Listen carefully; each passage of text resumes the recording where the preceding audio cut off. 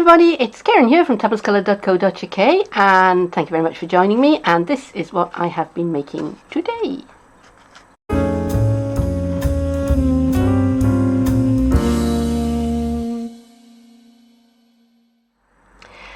This little card is made with a stamp and die bundle that you can get in this year's Stampin' Up Animal Catalogue, that's 2019 to 2020.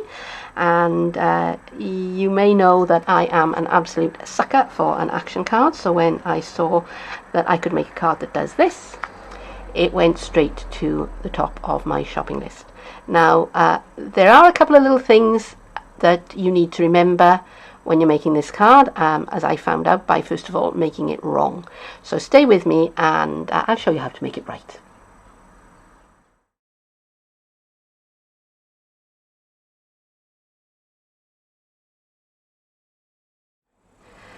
To save us some time, I've gone ahead and done my stamping on my piece of Whisper White. I've used Memento Tuxedo Black because I'm colouring in with my blends, and I've gone ahead and done a little bit of colouring in to save us some time. And I'm working on a new mat today, as you can see. Or perhaps if this is the first time you found me, you wouldn't know that this is a new mat, but the old surface was causing my camera to freak out. So I've decided to experiment with this one. So I'm going to start, but it is to be hoped that people will forgive me. And it's a very, very hot day here today. So, well, it's hot by the standards of the country in which I live. Probably not hot by some other standards, but by our standards it is pretty darn warm. And yeah, I am sitting with my feet in a bowl of cold water because it's too hot to put the fan on. So yeah, sitting with my feet in a bowl of cold water. Not going to show you. You'll just have to imagine the scene. Alright, so let's have a go. I'm just going to colour in the middle of that weight. Next I have Light Poppy Parade, and I'm going to do the roof tiles.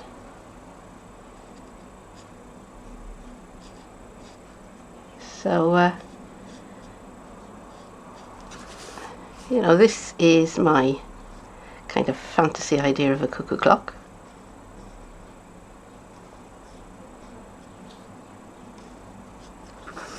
And while I've got the Light Poppy Parade, I'm going to colour in those two hearts. And I'm going to quite carefully have a go at these flowers.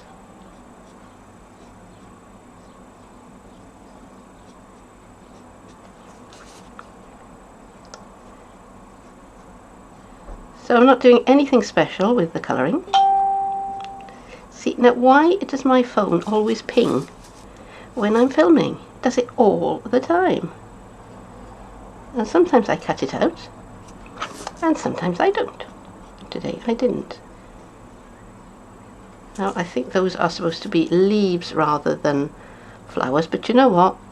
I'm going to do them all in Poppy Parade as well. I'm going to make them like into kind of little flourishes, because I haven't got out any green blends, to be quite honest. And I'm right. I'm just going to rummage in my box of blends just for a second.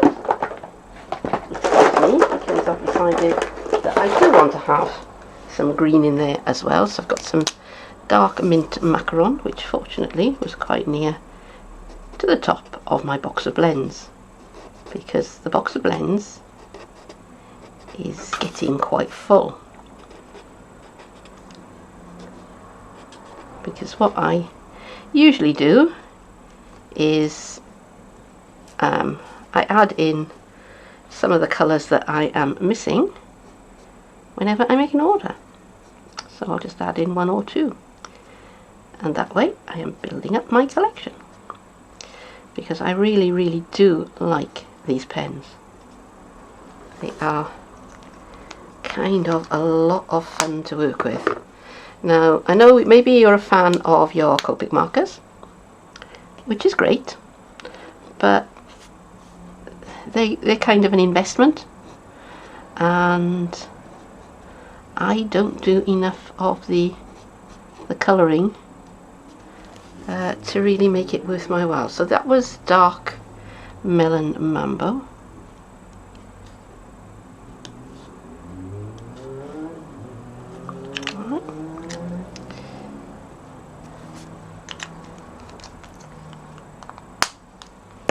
And this is Dark Crumb Cake.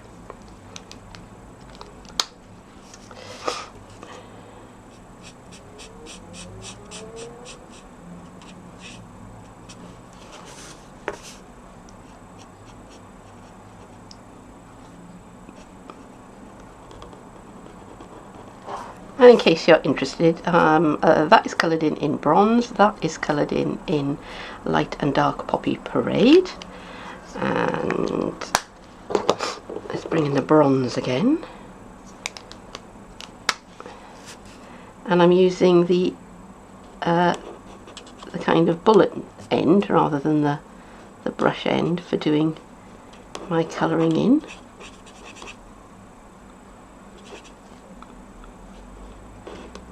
Just because these are quite small areas that I'm trying to colour. Okay. Let's darken that up a bit with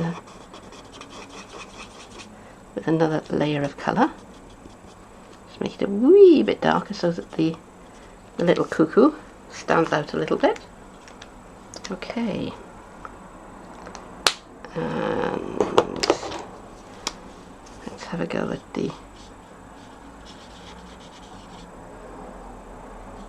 this other weight while I'm at it.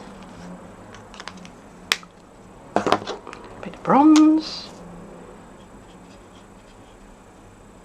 I'm just going to colour around the outside, because that way it looks like I meant it.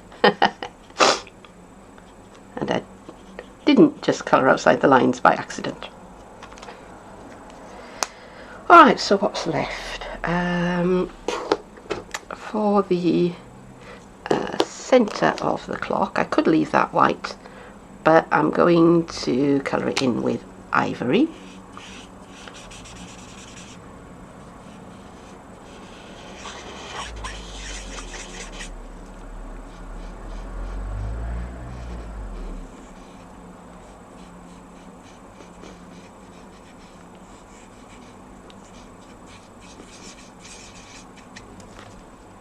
Okay, that's looking quite pretty. And with the light crumb cake for got the right end? No, got the wrong end. So I've got some light crumb cake just to go around those circles in the middle there.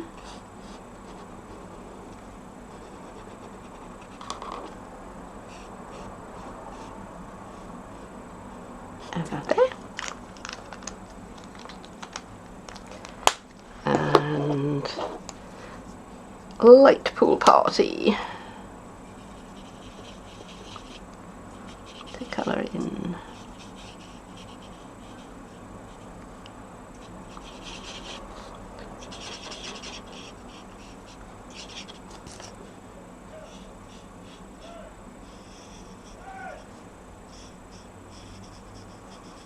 Don't know if you can hear the shouting from outside because it is a warm day, the windows are open, and there's a match going on the bowling green just opposite my house. So somebody is shouting encouragement to his teammate, and my husband enjoys playing bowls. He's a member of the bowling club over there. So he will be able to tell me all of the finer points of the game. And they're always trying to get me to play as well, but that is not happening because I have a very bad shoulder at the moment, and yes, the old tendonitis is playing me up. So at the moment I don't think I would be able to bowl a wood far enough. And yeah, this is just me just chattering away as I do my colouring in. It's very soothing.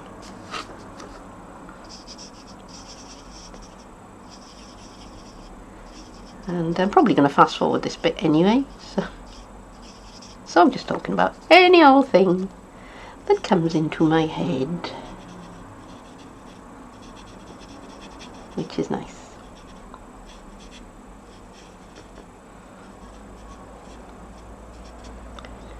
Yeah.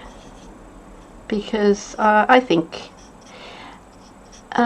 if you like my videos and you follow me, then you're probably not really that interested in the colouring in-y kind of videos, because there are some really clever people out there who do wonderful videos, all about colouring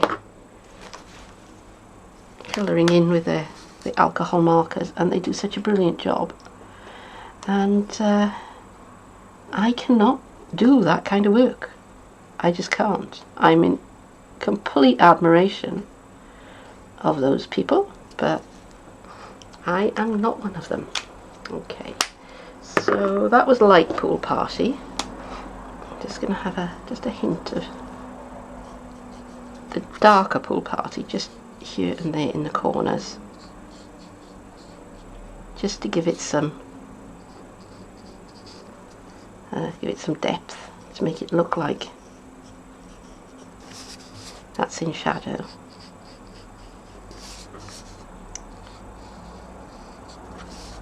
Okay, so the next thing that I'm going to do is I'm going to go over to my Big Shot and I'm going to do some die cutting. But before I do, I just want to show you there are a couple of weird little dies in this set. So here's here is the little cuckoo clock house, which is straightforward enough, and we have that one which goes around the weights. We have a little door. We have a little circle, and we have a couple of very odd ones. Oh, we've got the hands of the clock. I shall cut those out as well. There are also hands on the stamps, but they don't match up, so it's one or the other. You either stamp or you do the die cuts. You know, you can't kind of stamp and then die cut it out. And we've got a couple of other odd looking dies in the set. So I've cut this piece with this die in some Pool Party cardstock, and that is going to be what makes the little door open and close. And then there is this one as well, which is a really weird looking die. Let me move that one out of the way. And how you use this one is you line it up with those two hearts. Okay, so I'm lining that up so that it is exactly on top of those two hearts, and then I'm going to stick it down with some washi tape, and when I run this through the Big Shot, this will cut the slot that this piece is going to go through. So I'm going to go and do it, and then all will be revealed. I think it's going to be, once you see it, I think it's going to make it a little bit easier for you to understand. So I'm going to go away and do that. Back in a minute. started putting this together once, and then I realised that I had made a couple of schoolgirl errors. So I stopped and I went away to find out how to correct them. So I make these mistakes so that you don't have to. But I've already gone ahead and added on the hands of the clock and the little acorn weights. They just glued them on with a bit of liquid adhesive. It was when I stamped this piece, I put the arrow way too far up on this side here, so that when I actually put it into place, the arrow was kind of hidden by the clock. So first thing I want to tell you is stamp this as near to the bottom of this piece as you possibly can. Alright, so next thing that I want to do, which I did do right the first time, as it happens, is to fold this piece over. Now that bit is a mounting fold, so I'm going to fold it over that way. And the thing that I missed is that there is another fold just there. I don't know whether you can see it because it's quite bright in here today for some reason, but there is a little crease just there. Alright, and you need to fold that as well. So I'm going to start off with a bit of snail around here.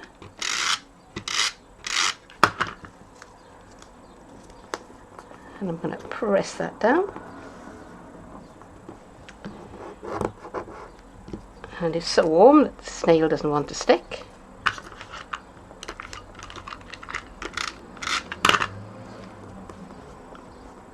I don't know what we're like in this country. One little bit of warmth or snow and it all goes to poo. Alright, so that is my that's my push tab, and that folds over like that. And that's what I didn't do the first time, and I couldn't understand why it wasn't working. Okay, so now I'm going to thread that through the slot in the card, and I'm going to kind of just wiggle it side to side. Okay, just to gently get those pieces in there. Come over to the back, and I'm going to curve this, try not to put a fold into it. Okay. And now when I push, that will pop forward. So all I need to do to finish the clock is to glue on the little red door. My liquid adhesive does not want to play. And pop it forward. And I remembered to stamp my sentiment with a hello towards the flat edge of the die cut. Okay.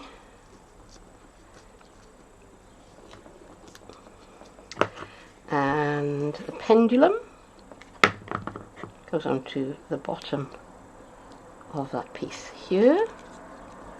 Put that into the closed position. And I've cut another one just to give you something to hold on to. So now when I push on that piece, it flops over, and there is my message. I have a piece of pool party card that was cut out for a different project, and 3, 2, 1. I have a piece of pool party. Now this is a scrap that was cut out for a different project, and it was cut with the stitched rectangles, and they are double stitched, so you get a stitched bit around the around 3, 2, 1. This is a little piece of pool party card that was left over from an earlier project, and I've set it up in my Stamparatus because I want to stamp onto it, but I also want to keep that stitching and add some more. So I've got my sentiment which says time to celebrate, and I'm just lining it up best as I can in against my piece of Pool Party. I'm using a ruler to help me. I'm going to hold that down with a tweezers because they do tend to jump about when you take your hand off them. Do the old photopolymer stamps, so just make sure that that is straight. I think that's okay.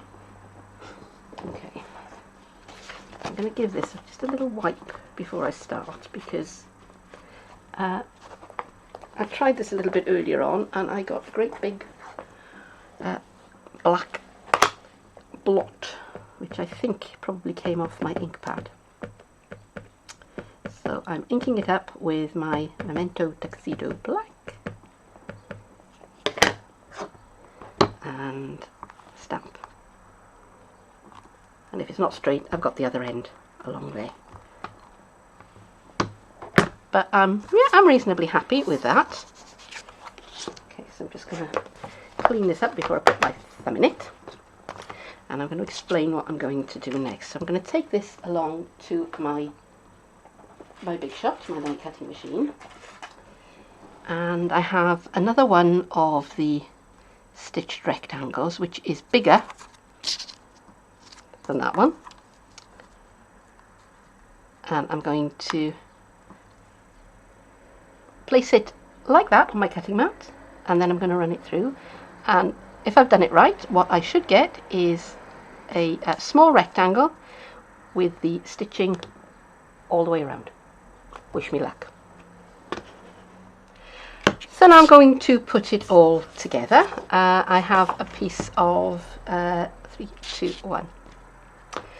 So now I'm going to put it all together.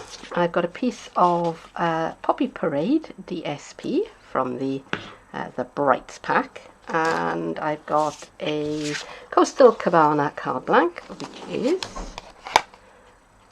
so that is 4 1/4 inches by just over 5 3/4. So I think this one must be cut to metric size, and I've cut my DSP to 3 3/4 by 5 1/2. And I've decided I want this pattern up, I think, or do I want that pattern? Do you know what? I think I'm going to use the gingham because it's gingham, and why not? So on with my favourite liquid adhesive. Of course you could use, making a bid for freedom here. Of course you could use tape runner. Okay, there's something like snail. There's no great weight going on here. You could use double-sided tape. You could use the adhesive of your choice. It has been said on many an occasion, there are no stamping police. Okay, now I'm going to put a mini dimensional on the back of the pendulum, but I'm going to leave the backing on it, and I'm going to put a couple of, that's just the top of it, where's the rest of it? A couple of mini dimensionals on the acorns, on the hanging weights, and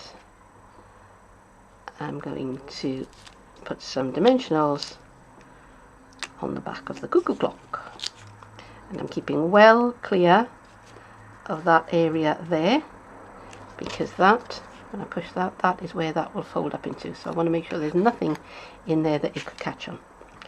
Maybe I've been a little bit over cautious there, but you know, better safe than sorry, as they say. And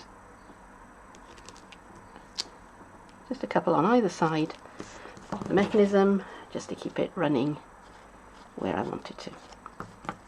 Now you could put this flat onto your card, as long as you have enough space for the mechanism to run up and down, then it will be fine. It doesn't, put the top back on my glue, it's not one that needs a lot of space to work in.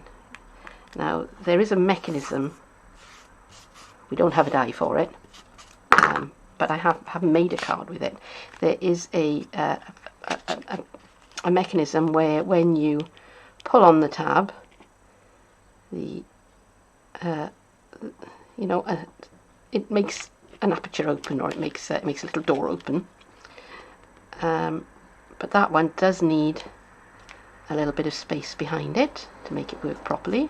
This one, not so much. So the reason why I put the little dimensional on the base of the pendulum there is so that it will work smoothly. And as long as that backing paper stays on there, that will work nicely and smoothly. Okay, so all I need now is my my sentiment, and I'm going to put this flat to the paper.